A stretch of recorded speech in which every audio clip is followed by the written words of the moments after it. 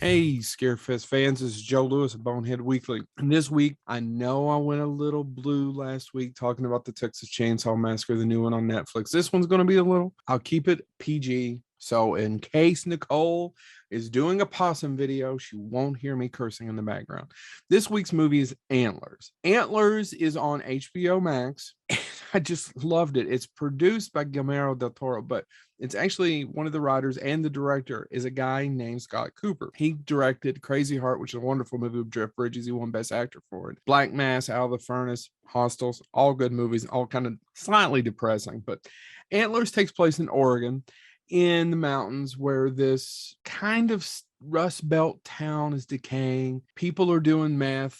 Sounds like Eastern Kentucky to me. And this kid is going through something that this teacher, played by Kerry Russell, looks like either abuse, neglect, combination of all these, and she gets interested in what's happening. Well, Antlers is a horror film that's not for everyone, but I absolutely loved it. She plays a middle school teacher. Her brother's the sheriff, and he's played by Jesse Plemons. You'll know him from Breaking Bad. He's the really bad guy. What is the terrifying secret that her student holds? Well, I'm not giving much away to say that the movie's about a Wendigo. His father maybe had contracted this, whatever this Wendigo thing is. And this movie is so well acted.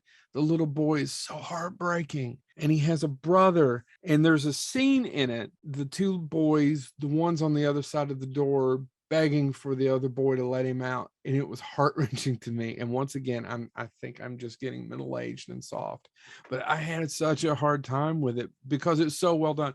And there's a supernatural part with the Wendigo that finally kind of comes in towards the end of the second act. And honestly, it was a welcome release because it allowed me to kind of break free from the movie just a little bit, of it not being so, not serious, but just hard to take. Scott Cooper is a great director. I enjoyed this movie. Really, the only criticism I can throw at it is that they really try to shoehorn a plot about and say a couple of things about the environment. I'm fairly lefty. I'm not saying that you should take care of the environment. It's just it's a little shoehorned into the plot, and it's kind of added on. And I think the same thing would have happened even if you hadn't said it, or you would have got the same kind of thing. I definitely think you should check out Antlers. If you're a fan of the Wendigo mythology or werewolves or anything to that sort, I think you're going to enjoy this movie. It's just tough. And when you watch it, I want you to think in the sense of the way I did. These aren't villains. Vincent Price once said, it's a famous quote, "I never played villains. I played men who were besieged by fate."